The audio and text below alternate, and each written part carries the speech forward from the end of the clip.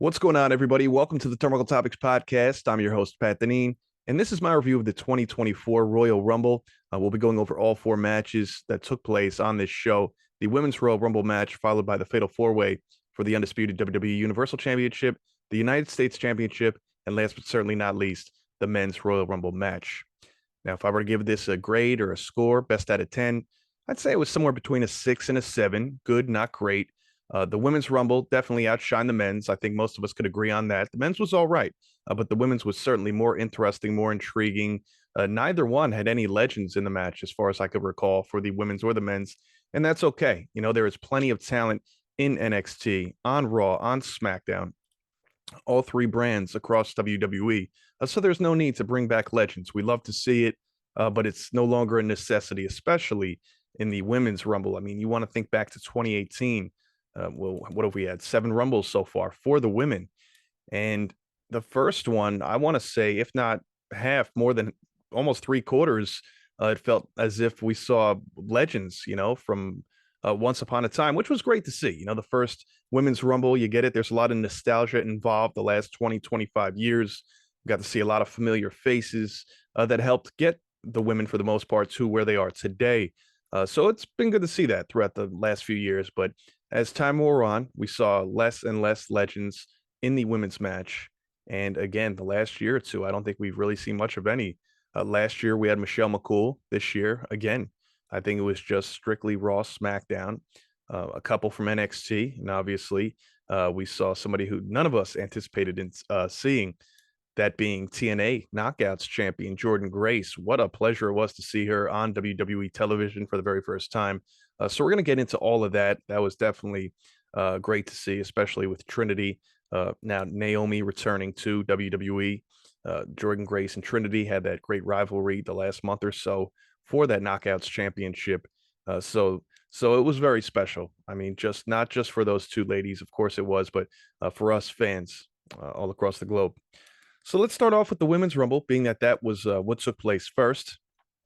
Now, before I get into the specifics and who came out when and all that, I want to say that out of the 30 women in this rumble, the names that I spoke about on the preview episode, we saw 25 of those 30 women. Now, the 5 no's that we did not see, that I projected that we may see, were AJ Lee, Maurice, Isla Dawn, B Fab, and Elektra Lopez. So none of them were in the Rumble match. Of course, we saw Isla Dawn's tag team partner, Alba Fire, in this Rumble. And Isla Dawn actually came out with Alba for her entrance, but that was it. We didn't see her in the match. Now, 5 appearances that we did see that I didn't necessarily intend on us seeing were Roxanne Perez. This was her second Royal Rumble match. And being that we saw her in the Rumble match last year, thought that they were going to give this opportunity to a different NXT talent. But it was good to see Roxanne. Love Roxanne Perez.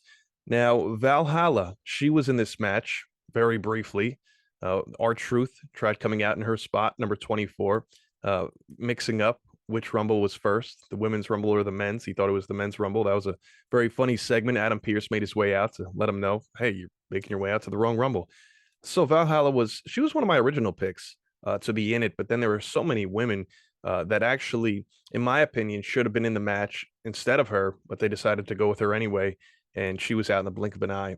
Now, Katana Chance and Kaden Carter, the former WWE Women's Tag Team Champions, were both in this match. Again, they were originally slated on my list to be in this match, and then I wasn't so sure. I did take them out, but we got to see them both, so that was good. And of course, last but certainly not least, who I just referenced, definitely did not see this coming. TNA Knockouts champion Jordan Grace, who made her way in the Rumble. I want to say she was around the number 5 spot or so, and so that was great to see her in there. She lasted a pretty long time too. I want to say upwards of 20 minutes. So that was a big deal, seeing her there. Now, some names I mentioned that I would have liked to see from NXT: Kiana James, Elektra Lopez, and Lash Legend. We didn't see any of them in there, and that would have been great to see them, as well as Raquel, who I expected would still be out with she's been dealing with some health issues. Dakota Kai, I said we may see her, that she's no longer wearing those knee braces, or the knee brace, the last couple of weeks. And it was said that she would be ready to return to action around Rumble time. This was said months ago. So I feel like any day now we're going to see Dakota Kai in the ring yet again. We did not see Nikki Cross. We did not see Nikki Cross in there, which was a little disappointing. I really do enjoy her, especially now that she's back to the sanity character, the crazy character after seeing Nikki ASH for a couple of years. And the fun loving side of her was cool a few years ago with Alexa Bliss, but seeing her back to her crazy roots is fun to see. There was no Tamina Snuka. Of course, Alexa Bliss and Carmella, we didn't necessarily seeing return, being that they both just had children a couple of months ago. And last but not least, a name I would have loved to see, but again, we knew she's still on the road to recovery. I want to say she's on month 6 out of potentially 9 to 10 months of being sidelined, and that's Sonya Deville, who is recovering from what I want to say was an ACL injury.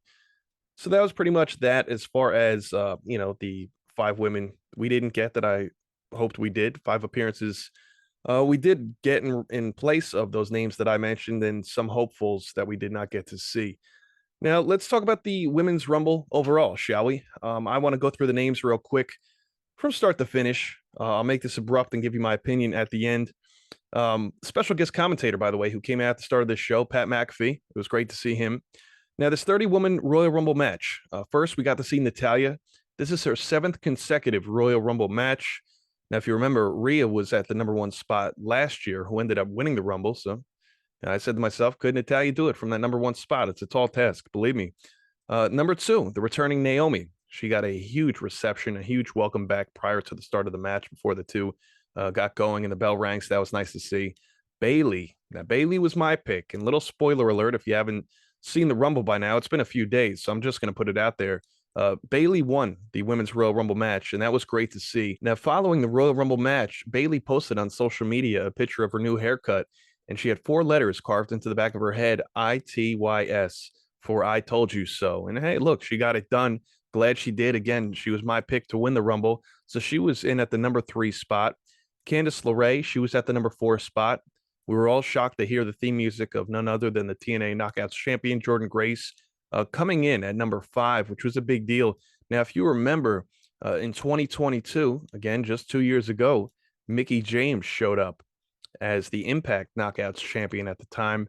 And so that was a huge deal. First time we had ever seen anything like that, namely in the women's division, maybe even in either of the Rumbles, really. And so here we were 2 years later, similar situation, and we got to see Jordan Grace. Again, this was a little bit different, not just because Impact is now TNA yet again, but because Trinity, now known as Naomi, had a feud with Jordan Grace the last month and dropped that title to Jordan Grace. So there was history there between the two. So that was really cool to see. And I'm glad that WWE acknowledged that. It would have been silly to have Jordan Grace there and for them to not acknowledge her and Trinity or Naomi having a feud the past month or so prior to her return. So that was great. That was an awesome moment between the two, Naomi and Jordan Grace. They hugged right away and then they fought immediately following that, which was nice, acknowledging, hey, it's good to see you, girl, but let's get down to business and see who's going to win this Women's Royal Rumble match. Now, #6, we had Indy Hartwell. #7, we had Asuka, the first ever Women's Royal Rumble winner in 2018. #8, Ivy Nile. #9, Katana Chance. Now, shortly thereafter, I enjoyed Jordan Grace and Ivy Nile. They had a suplex spot, and then they faced off. And it was really, cool to see because both of these women, man, they are no joke. They are strong as an ox, probably 0% body fat, and they can go. So I wouldn't mess with either one of them, that's for sure. And so it was cool to see, again, them face off, and would like to see them to, meet up in the future at some point in time, whatever promotion that is, in WWE, in TNA, wherever. So #10, we had the 2021 Women's Royal Rumble winner, Bianca Belair. So here we are, the first 10 women, 2 prior winners in Asuka and Bianca Belair. 11, Asuka's partner, Kairi Sane. So now look, this is a big deal. We have Damage Control pretty much taking things over here, and the Kabuki Warriors, I guess you could say, with Asuka and Kairi. Out of the 11 women, we have 3 members of Damage Control in Bayley, Asuka, and Kairi. Now, eventually, I forget at what point in time, but somewhere around here, we got to see our first elimination, and that was Indy Hartwell, and none other than the winner of the Women's Royal Rumble, Bayley, eliminated her. #12, we saw Tegan Nox.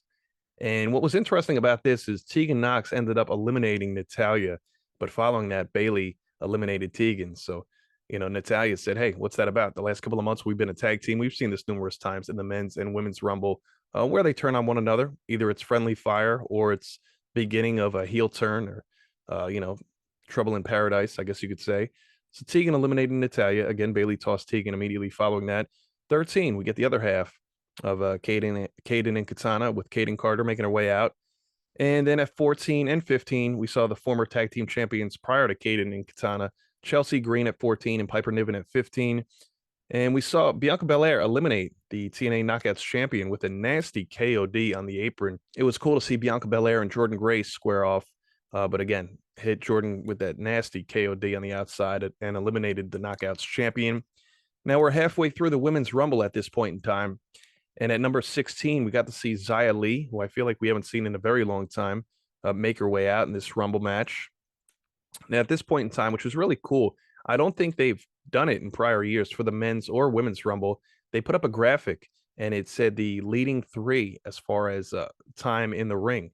So we saw Naomi at 26 plus minutes at this point in time, Bayley at 24 plus minutes, and Bianca Belair at 11 plus minutes at midway through the match, which was pretty neat. And I hope they continue to do that.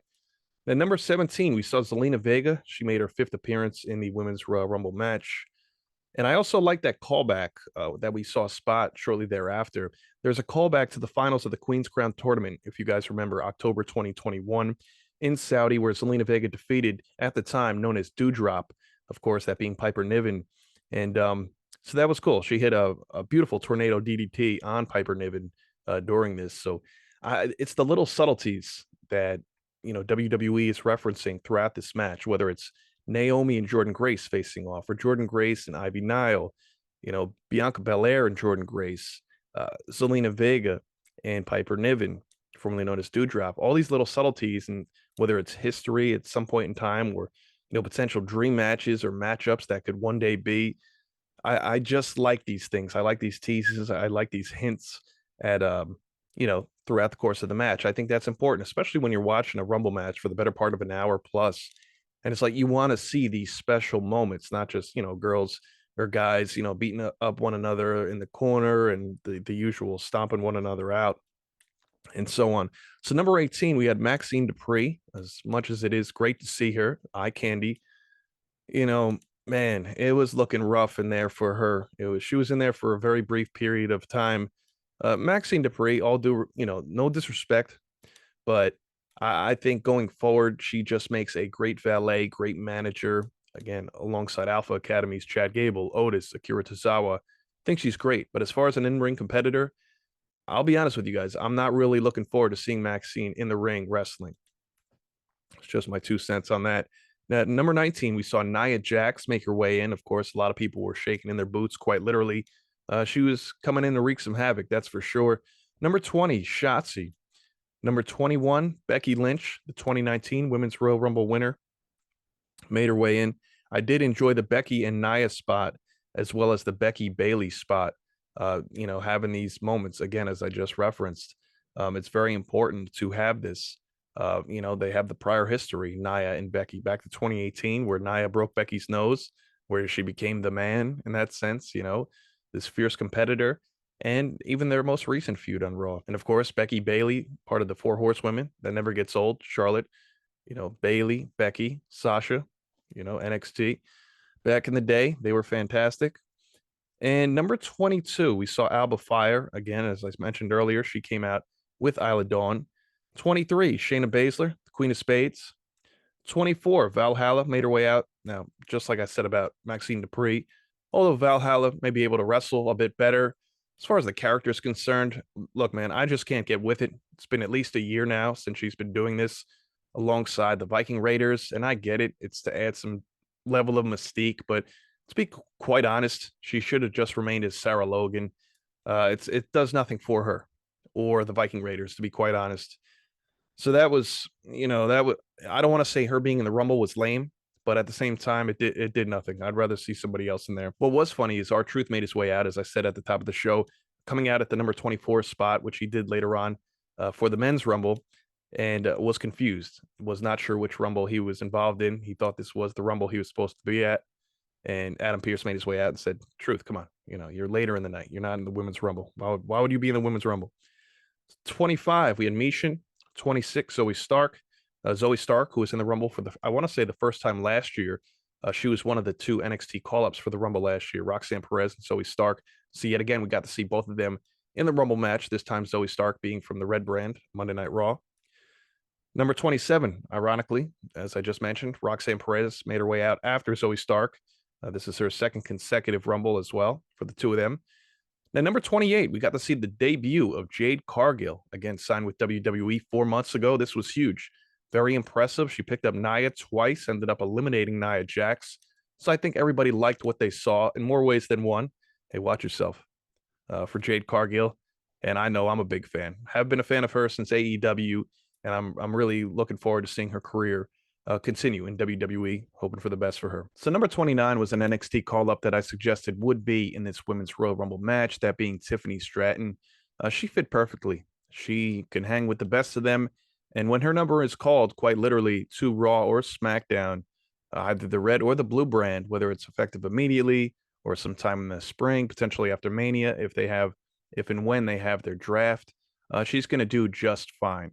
So she did well in this match, obviously not good enough to win it, but she did do good. And number 30, last but certainly not least, in her Christina Aguilera-inspired ring gear, we saw the return of Liv Morgan. Now, I want to say it's been the better part of 6 months since Liv Morgan has been in action, and I can't believe it's been that long, to be quite honest with you guys. I guess it had to be early summer or whatever when we last saw her in WWE. But Liv Morgan returned. Good to see her. Now, this was the second consecutive year we got to see Liv Morgan make her way to the final three. That's huge. Last year was Rhea Ripley, Asuka, again, Liv Morgan. This year it was Bayley, Jade Cargill, and Liv Morgan. So she's certainly in the mix. She's had a great couple of years. Money in the Bank winner, SmackDown Women's Champion. She's been a tag team champion as well, as far as I can recall. I believe she was. Yeah, with Raquel, right? So, there's a lot to look forward to as far as Liv Morgan is concerned. She just has to remain healthy. The injury bug bit her in 2023 a couple of times. So hopefully if she remains healthy, maybe she'll be seeing some gold in some capacity sometime soon. So I really loved the Bianca Belair and Jade Cargill face-off, which most of us have been waiting for a couple of years, when Jade was in AEW as TBS champion for a very lengthy reign. Bianca Belair the last year or two, women's champion, whether it was Raw, whether it was SmackDown. And so a lot of people mentioned as a dream match. And of course, Bianca Belair's skill level is leaps and bounds above Jade Cargill. But Jade's getting there in due time. And at minimum, both of these women with their physiques, next level. So again, a lot of people have been waiting for this moment, seeing the two face off. Great moment. They were hoisting women over their heads while looking at one another, pretty much tossed them to the side and said, okay, let's do this. The time has come. So that was a lot of fun to see that. Now let's get down to the end of this match, right? We get to see Liv Morgan eliminate Jade. And when that happened, Bayley immediately booted Liv to the ground to get the victory. So congrats to Bayley, again, the 2024 Women's Royal Rumble winner. Now, we all know Bayley's going to challenge Io Sky. This is where we're going to see that friction begin to form in Damage Control. Most of them, namely, going to side with Io Sky, as they're going to remain heels. Bayley with the slow burn baby face turn after almost 4.5, 5 years since turning heel in late 2019. So this is going to be very interesting. Again, Asuka, Kairi Sane, Dakota Kai, all going to go with Io Sky. They're going to be shocked that Bayley would even challenge Io Sky, being that they're all in the same stable and Damage Control. Why wouldn't you challenge the Women's World Champion on Monday Night Raw, Rhea Ripley? But she's going to go for Io Sky. That's just the way it's going to be. And we're likely to see Becky Lynch challenge Rhea Ripley, the Women's World Champion, for a match at WrestleMania. And that will be that. We'll have Bayley versus Io, and we'll have Rhea versus Becky. And that's just the way it's going to be. And that's great. Where does Bianca Belair land in all of this? Unfortunately, probably not in a title opportunity, as she has the past 3 WrestleManias. Maybe we get Bianca versus Jade Cargill, being that Charlotte Flair is sidelined. We're likely to get Bianca versus Charlotte. That would have been fantastic, a match that certainly doesn't need a title. But here we are. We'll find out. But I think that's where we're headed, and it's going to be a lot of fun the next couple of weeks, or just leading up to WrestleMania, quite honestly, the next couple of months, seeing Bayley with that slow burn babyface turn and all of Damage Control turning on her for having the audacity to challenge their women's champion in Io Sky. So that was the Women's Rumble. Let's get to a few fun facts and statistics and make our way through the rest of this review. Most eliminations. Nia Jax had 8 eliminations during this match. And if you want to count R-Truth, it would be 9, as she mentioned on Twitter, or X as they call it. I had 9, with an asterisk next to it, but she had 8 as far as 8 women were concerned in the record books. Now, Bayley, the winner of this match, had 7 eliminations, which is huge. And in addition to Bayley having 7 eliminations in this match, she also defeated Rhea Ripley's prior record as the longest amount of time in the women's Royal Rumble match. Bayley was in there for 1 hour, 3 minutes, and 3 seconds. So congratulations to Bayley, not just for winning this match or having 7 eliminations, but being the Iron Woman in this match and the longest all time. That's impressive. 1 hour, 3 minutes, and 3 seconds. Now, Naomi came in second with 1 hour, 2 minutes, and 18 seconds. That's incredible. And number 3 was Bianca, 47 minutes and 46 seconds in this match. So shout out to all 3 of those women. That's a long time to be in there. Again, Naomi was in there from the number 2 spot. Bayley was the number 3 spot. And I believe Bianca was at the number 10 spot. And as far as Jordan Grace is concerned, I was talking about her and Mickie James earlier on in this episode. Jordan Grace, a TNA knockout, big deal, knockout champion, by the way, was in there for 19 minutes and 10 seconds. Now, Mickie James, who represented Impact / TNA 2 years ago as the champion in the Women's Royal Rumble in 2022, she was in there for 11 minutes and 40 seconds. So Jordan Grace beat Mickey's record in this match. That's pretty incredible. Now, what I also found to be pretty unbelievable as well, as I said earlier as well, and I know I keep referencing earlier in the show, but the amount of women that were in this match 2 years ago, just for the 2022 Women's Royal Rumble, now looking at 2024, it was pretty much a completely different field. There were 22 women from that 2022 Royal Rumble that were in that match that were not in this most recent one. So that was pretty incredible. Only 8 of those women from 2022 were in the 2024 Women's Royal Rumble. So I found that to be pretty interesting. Now, we all know Jade Cargill is likely to land on Monday Night Raw, and SmackDown will probably see Naomi. As we know, WWE typically keeps couples together, and being that her husband, Jimmy Uso, is on the blue brand, we'll probably see Naomi show up maybe as early as this Friday on SmackDown, and that will pretty much be that. So again, the Women's Royal Rumble was fantastic, the better Rumble of the two. And now let's make our way over to the undisputed WWE Universal Championship Fatal 4-Way match that saw Roman Reigns defending against Randy Orton, AJ Styles, and LA Knight. Now, this match was sponsored by Slim Jim. Almost didn't happen this past weekend because they initially pulled out of sponsorship with the whole Vince McMahon controversy. Once Vince McMahon resigned or was removed, then they made their way back in. So I think we could all applaud Slim Jim for doing the right thing. Now, this match went almost 20 minutes, this Fatal 4-Way. It was pretty good.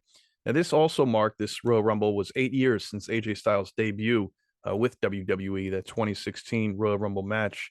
If you could all recall, everybody was in awe seeing him show up there. Now, I love their ring introductions, not just Samantha Irvin. She does a fantastic job every time she announces any competitor. But what I really liked about this was every opponent, once they were announced, stepped at Roman Reigns. They looked him right in the eyes, and they were on a mission. Whether it was Randy Orton or AJ Styles or LA Knight, they all were very, very hungry and could not wait for that bell to ring. So that was impressive to me, because it's those little things, those little nuances that you see throughout the course of shows, during matches or backstage segments or interviews, and those little things add up to something big. So that was cool. Now, early on, we saw a beautiful Styles clash on Reigns, where Knight broke up the 3 count. It looked like, hey, this one might be over quick. That wasn't the case, though. Later on, we see 3 RKOs to Styles, to Knight, and to Reigns. But before Orton could get to the 3 count, Solo Sikoa made his way out in a hoodie, as he's done many times before, and yanked the referee out of the ring. So this was like, all right, well, typical Roman Reigns bloodline match. Here we go, but there was no DQs, so it was allowed. We saw Samoan Spike to Orton and Knight. Solo Sikoa then attempted to run at AJ Styles on the outside, but ends up busting through the timekeeper's area, almost taking out Samantha Irvin. So that was a close call for her. Now, I loved it when AJ hit the phenomenal forearm on Roman Reigns, then stacked him on top of Randy Orton and LA Knight in typical Roman Reigns fashion, just like when he pinned Edge and Daniel Bryan at WrestleMania 37 to get that victory. It says stack them and pin them and so on. And so that was pretty cool. Obviously, AJ Styles did not get the job done there, but we got a "This Is Awesome" chant that broke out following that, so that was cool. Then we see a Reigns spear to Styles. Styles was disoriented from a nasty fall from the top rope, nearly giving him whiplash just prior to that from LA Knight. So that was it. Reigns speared Styles for the 1, 2, 3, and still your undisputed WWE Universal Champion, as we all intended he would hold on to that title. Again, if any of them were to win it, I was hoping Randy Orton would win it, becoming a 15-time champion. But that was not the case. So it was a fun match. It served its purpose, of course, on a 4-match card.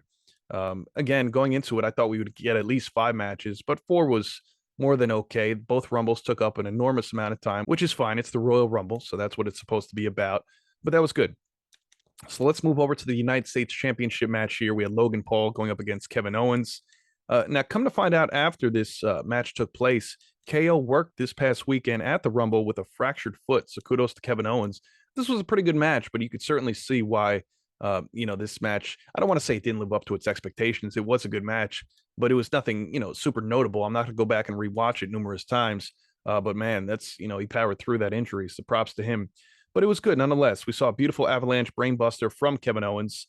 Logan Paul, impressive as usual. This was better than the United States Championship match where we saw him win the title back in November against Rey Mysterio at Crown Jewel. Logan Paul's buddy shows up towards the end of this match, typical, just like he did at Crown Jewel, to help defeat Rey Mysterio, right, with the brass knuckles and such. So he showed up. Security escorted him. Meanwhile, Grayson Waller and Austin Theory make their way out. I said, this can't be good. Now, Theory slides Logan Paul the brass knucks. KO stops Paul prior to Paul attempting to, put them on his hand and use them, of course. So KO pries the knuckles from his hands, ends up putting it on his hands, and takes down Logan Paul. As the referee just counts 2, right before he gets to that 3 count, looks up, notices the brass knuckles, rings the bell immediately, disqualifies Kevin Owens, and still United States champion Logan Paul. I was okay with the finish. If Logan Paul is going to be Kevin Owens, I would rather it be something like this or along these lines. Not to say he can't lose clean to Logan Paul, but I think this is the best way to protect both the champion and Kevin Owens going forward to justify the victory. And so that's that. So we saw both champions retain, both champions cheat in one way or another. And so that's how both of the heels got their victories. And this led us to the main event match, which was the men's Royal Rumble. So here we are. It's the men's Royal Rumble match. Now, before I get into the specifics and all that, I want to talk about those we did not get to see, those we did get to see, and those who I would have liked to see. So in this match, much similar to the women's match, I got 25 of the 30 correct. In this men's match, I got 23 of the 30. And look, I know a lot of names were confirmed prior to, so I can't take all the credit. But the 7 no's that I was hoping to get, but we did not see, at least officially in the match, even though some of them we saw on the outside during. We did not get to see X-Pac. Was hoping they brought him back, but I guess he meant it in that tweet a couple weeks ago that we would not see him. The Street Profits, who were in it last year, we did not get to see, although we saw them ringside mix it up with the Final Testament after Lashley was eliminated. We didn't get to see Montez Ford or Angelo Dawkins in this match. Now, although we saw Kofi Kingston, one half a New Day, we did not get to see Xavier Woods in this match. And I could have swore they were mentioned on the confirmed list, at least on Wikipedia, leading into it. Wikipedia isn't always accurate. I do understand that. But Chad Gable, Otis, and Akira Tozawa, all 3 of them who I had penciled in for the Rumble match, neither of the 3 made their way into this Royal Rumble. So that was unfortunate to see. I enjoy all 3 of them. Now, 7 appearances we did get to see that I did not necessarily think would happen. I mentioned a couple as potentials, but I didn't set them in stone on my list. Number 1, for sure, we got to see Pat McAfee return on commentary. He was put into this match, which I'll get to a little bit later on while I'm reviewing the men's Rumble.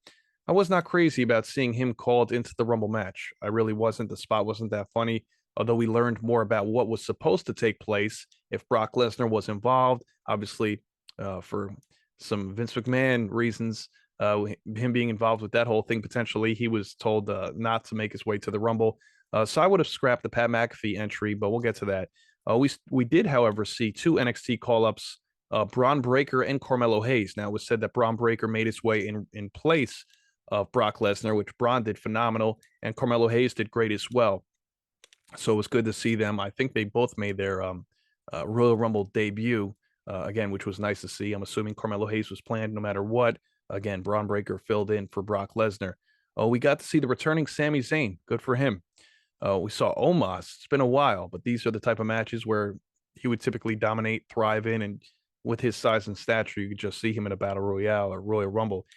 Now we saw one half of the tag team in Imperium, Ludwig Kaiser enter, and JD McDonough from Judgment Day. Now the last two were on my initial list as far as being in this match, but there's just so many options to go with for the Royal Rumble that I did not think that Ludwig Kaiser. I thought he was not. I thought we would just see Gunther, and as far as JD McDonough, I thought he was going to be the one in Judgment Day that did not make it into this match. But all members of Judgment Day made it in there, so good for them. And as far as that's concerned, so those were the 7 no's, the 7 appearances that we did get to see, and some potential names that we did not get to see in the match from the outside looking in. I thought maybe we'd see a Matt Cardona, as a lot of us thought last year we'd see too, and the perfect 10, Ty Dillinger, being that he is no longer with AEW, with Sean Spears. Some other names that I would have liked to see in this Royal Rumble go as follows: the returning Sheamus, the Creed brothers, Braun Strowman, DIYs, Gargano or Ciampa, the returning Rey Mysterio. I was hoping for that. And then British Strong Style, right? Pete Dunne, Tyler Bate, Solo Sikoa even. We saw him during the Universal Championship match on the outside, but we did not see him in this match. So it would have been nice to see that. And I really would have liked to see Pete Dunne, being that he just got that Pete Dunne character back just last week, no longer being called or referred to as Butch. So I think that would have been very nice to see him distinguish himself in this Rumble match as Pete Dunne and create some noise, cause some havoc. All right, so let's make our way into this men's Royal Rumble match. At the number 1 spot, we had main event Jey Uso. Number 2, we had his brother Jimmy Uso, which was very interesting to see these two go at it. They've been on the same side together as a tag team forever, the longest reigning tag team champions just last year. And here they are on opposite sides. And Jimmy Uso also coming in at the number 2 spot, the same as his wife Naomi, which is a little fun fact there. Number 3, we had Grayson Waller. Number 4, we saw the returning Andrade to WWE, which was huge. It was very expected by all of us, but great to see him. It's been the better part of 3 years since he left the company. He was in AEW for quite some time, and so it's good to see him. Number 5, we got to see who we've seen featured on SmackDown a lot as of late, but he's still with NXT, Carmelo Hayes. Good seeing Carmelo. So that first 5 started off very strong, and I also loved there was a spot where we saw a stare down with Jey Uso, Carmelo Hayes, and Andrade. So that was a lot of fun too. Something you wouldn't have seen just a year ago when you think of Jey Uso venturing out on his own, and then Carmelo Hayes, and then Andrade coming from AEW. Again, he had a pretty good career in WWE, underutilized both in WWE and AEW for sure. But at the very same time, when he was with WWE, he is a former NXT champion, a former United States champion, and although I think a lot of us thought that he would have accomplished more in both of those companies, he's still done a lot, and we know what he's capable of. You know, he gets that hammerlock DDT on you, and it's over. So that was cool to see. Maybe foreshadowing for the future. Would love to see Andrade go up against Jey Uso, being that they're both on Raw now, and Carmelo Hayes. We'll see what happens with that. Well, he'll be called up sometime soon. Number 6, we saw Shinsuke Nakamura, the winner of the 2018 Royal Rumble. Now, Andrade and Nakamura, both former U.S. champions and NXT champions too. And if you want to add Melo into that mix, also a former NXT champion. Number 7, Santos Escobar. Now, I love this Escobar-Andrade encounter. I've been waiting for this for months. And I was honestly a little disappointed finding out that Andrade was not going to SmackDown. I wanted to see more of him facing off against the likes of a Santos Escobar, maybe even joining the LWO alongside Zelina Vega and Joaquin Wilde and Cruz del Toro. You know, I think it would have been a lot of fun seeing him reunite with Zelina Vega and going up against Legado del Fantasma. I thought that would have been great. But, you know, I'm also okay with Andrade going out, doing his own thing, paving his own path, getting reacclimated to WWE on his own, not jumping into a faction type of scenario. Now, number 8, we saw the leader of the new faction, Final Testament, that being Karrion Kross. He was in there.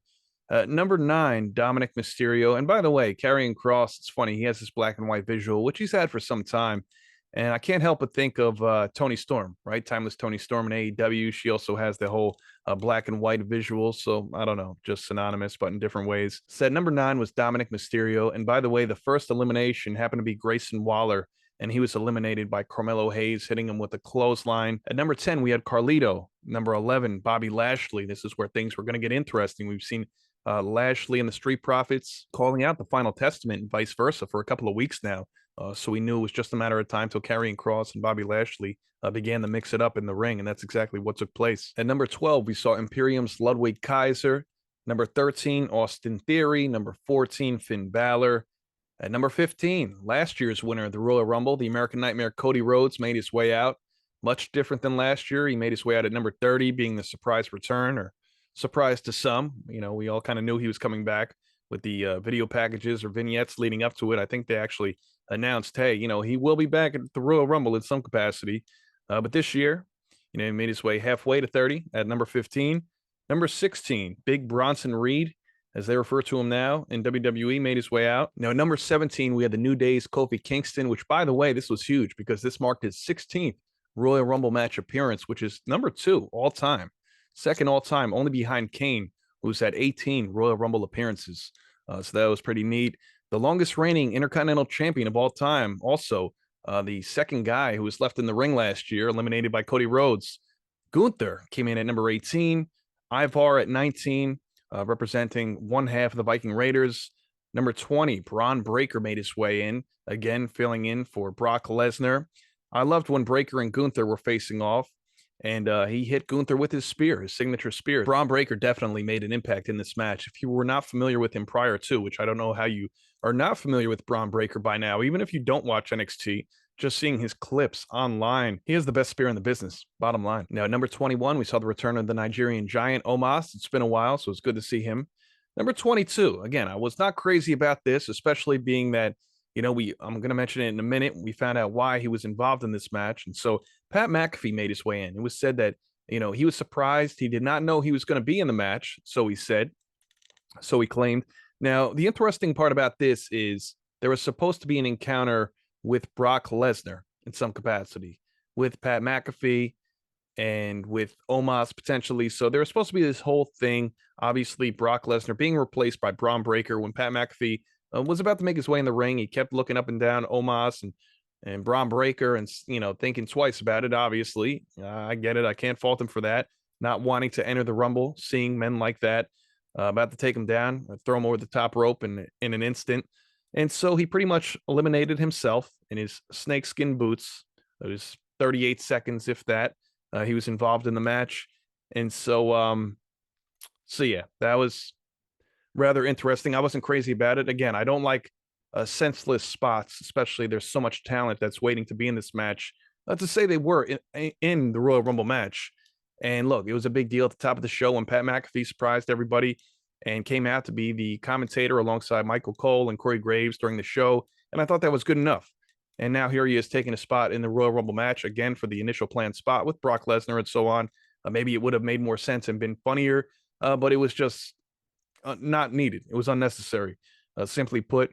Then Michael Cole went on to mess with Pat McAfee after that spot and says, well, when I was in the Rumble match, at least I was in there for 1 minute and 24 seconds, and goes on to say he's the longest of any announcer to ever make it in the Royal Rumble. So shout out to Cole. He's got the record, I suppose. Now, at number 23, we saw the Judgment Day's JD McDonough. And number 24, a guy who thinks he's in the Judgment Day, R-Truth, made his way out. Again, he was coming out at the Women's Rumble earlier in the show at the number 24 spot as well. Number 25, The Miz. We got a reunion of sorts with the Awesome Truth Alliance. As we've seen the past couple of weeks, they've even tagged against the Judgment Day, being R-Truth and The Miz. 26, Damian Priest, who already has this Money in the Bank contract. So a lot of us are wondering, why is Damian Priest involved in the Royal Rumble match? He already has his number one contendership, so to speak, since July in a briefcase. Senior Money in the Bank. What are we doing here? An insult to injury, he ends up eliminating R-Truth. How messed up is that? R-Truth, he thinks he's in the group. He was paying everybody in the Judgment Day for their cut of the merchandise sales for those T-shirts that he had made up. And then this is how he gets repaid, by being eliminated by Damian Priest. Number 27, this was my pick. All right, I did not get this Rumble match right, like the women's. I went with CM Punk to get this done. Obviously, we're going to get to the conclusion in a little bit. But number 27 was CM Punk, returning to the Royal Rumble for the first time since 2014. And honestly, it's been his first televised match since 2014. Pretty crazy that a whole decade has went by. CM Punk has had a couple of matches in December at house shows against the likes of Dominic Mysterio. I believe he had one at the Garden and another at the Forum, I want to say, in Los Angeles. And so it's good to see him back, of course. Number 28, we had Ricochet Number 29, the Scottish Warrior, Drew McIntyre. And number 30, the returning Sami Zayn. So the final three in this match came, well, if you want to say the final four, Drew McIntyre was involved in that as well. But the final three was Cody Rhodes, CM Punk, and Gunther. Again, last year, Cody Rhodes and Gunther were the final two in the match, so that was significant. And so this was a big deal. Cody Rhodes, by the way, he had the most eliminations, tied with Braun Breaker at 4, Gunther at 3. So much less than the women, right? Nia Jax had 8 and Bayley had 7. But that was the lead for most eliminations in this match. Now, Cody Rhodes ended up getting the job done here. He's a back-to-back winner of the Royal Rumble match 2023, 2024. First person to do it in 26 years since Stone Cold Steve Austin. So that's obviously huge. And so shout out to him getting it done. You know, they were able to, I believe Punk eliminated Gunther, I want to say. And then, of course, Cody eliminated CM Punk. And so I was surprised, to say the least. I thought Cody was going to get his opportunity at Elimination Chamber and potentially finding his way to Roman Reigns via that way when they're in Australia next month. However, I guess it's better that it ended this way anyway, being that we've come to find out CM Punk tore his right tricep during this match. And so, again, that's very unfortunate that CM Punk had sustained that injury. Now, as far as the Iron Man in this match, that goes to main event Jey Uso, who lasted 50 minutes and 55 seconds in the Royal Rumble. At number 2 came the American Nightmare, Cody Rhodes, the winner of the Rumble match, 43 minutes and 21 seconds. And then number 3, the other Uso, Jimmy Uso, lasted 34 minutes and 9 seconds, all very impressive. Being in the Royal Rumble match, we all know how difficult it is, sustaining that energy, that momentum, that endurance, and what you will. So that pretty much sums up the men's Royal Rumble match and my review of the 2024 Royal Rumble. Again, good show, not great, but I thought it was good. And we certainly got quality over quantity. A few notes I want to mention in regards to the press conference. I won't be covering anything that Triple H said at the end, but I more so want to focus on the men and women that won their respective Royal Rumbles, that being Bayley and, of course, Cody Rhodes. Now, Bayley had a great quote to start off the press conference. She said, look, we have no legends out there because we have so many different women that we have to showcase. And it's so true. Again, as I mentioned early on, the 2018 Women's Royal Rumble match, the very first one compared to what we have now, they don't need to bring back all of these legends. They have countless superstars on Raw, on SmackDown, on NXT. So I am glad that they are focusing on the future and not so much the past. Although it's nice to see, you know, the ones we watched in the 90s and the 2000s and, you know, even just 5 or 6 years ago, it is good to see that we are seeing what's next to come. So she also went on to say of how special it was to start off with Natalya and Naomi at the number 1, 2, and 3 spots in this Royal Rumble match. She went on to say, when I was first introduced to the main roster, it was her and Natalya versus Team Bad at a UK tour. This was 2015, 2016. So that was pretty cool to note. She also talks about Dusty Rhodes and how he always noticed that one intangible in others that they themselves couldn't see. She says, during the NXT days, I was brought in for extra promo classes. I mean, most of us knew it wasn't her strong suit early on, Bayley and her promos. And Bayley goes on to say it blows her mind that she ended up getting her own talk show segment, Ding Dong Hello, just a few years ago. And I agree. Bayley really blossomed as a heel. I think we all could agree on that. And she said she would have given up during her first month if not for Dusty Rhodes. So that says a whole heck of a lot. So shout out to Bayley, again, the winner of the 2024 Women's Royal Rumble. Can't wait to see her at WrestleMania, likely to challenge Io Sky for that WWE Women's Championship. Now, speaking from one Rhodes to another, Dusty Rhodes, and now leading to the 2024 winner of the Men's Royal Rumble, Cody Rhodes. Again, first person to go back-to-back in 26 years since Stone Cold Steve Austin. That's huge. And Cody Rhodes, he came into this press conference, not just the bubbly, giggly Cody. He's on a mission. And he said a whole lot, but I tried to, pick up a couple notables. And he goes on to say, I am the guy. I have been the guy, and I am a 3 count or submission away from being the quarterback of the greatest, most prosperous era of sports entertainment. To all those who have been joking about him finishing his story. When's he going to do it? There's been memes. And Look, we've all partook in it. It's been fun. It's been funny to a point, but at the very same time, this is his life. This is his livelihood. This is his bread and butter. This is his passion. This is all he's ever known or wanted. And so, I have a lot of respect for Cody Rhodes. I do. And so I look forward to seeing him get the job done sometime in 2024, hopefully at WrestleMania 40. Now, Cody went on to say that it's funny how him and CM Punk did not encounter one another in AEW, but came down to the final two at the Royal Rumble. He says sometimes the person you admire or respect the most, you want them to stop looking at you as a kid. And tonight, I think he got to see who I truly am now. And so I thought that was really good to see. And he means it, for years, especially during Cody's initial run with the company. He was looked at as, just again, a kid, Dusty's kid, and the Intercontinental Champion and all these other accolades he received, tag team champion and so on. But now that he is in the main event picture, going for a title opportunity, trying to chase what has not been done by his father, becoming the WWE champion, and now CM Punk sees where Cody is at, sees that he has leveled up. Cody means it with every fiber of his being when he said that. That's the funny thing about pro wrestling. A lot of the time, these wrestlers are in kayfabe, whether it's on screen or even at these press conferences.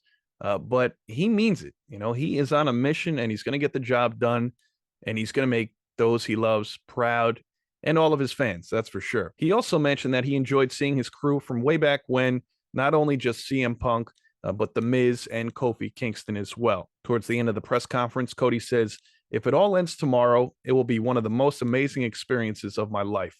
This journey, not just pro wrestling, but even as of late in WWE. But he says, it's not going to end tomorrow because I got to finish the damn story. And I look forward to him doing so. All the best to Cody. Hopefully he gets it done. Hopefully Bayley gets it done as well at WrestleMania. We'll love to see both of them becoming the new WWE champions, Bayley and Cody Rhodes. Both very deserving. Both have been in the business for a very long time. A huge part of it, that's for sure. And I feel like for a very long time, they've both been overlooked. So here they are. It's their time to shine. What better time than at WrestleMania 40, Philadelphia, at the link? And there we have it. So that just about does it for me here, folks. Thank you, as always, for tuning in to the Turnbuckle Topics podcast. Greatly appreciated. And that is my 2024 Royal Rumble review. As always, thank you again, and I'll catch you next time. Thanks for listening.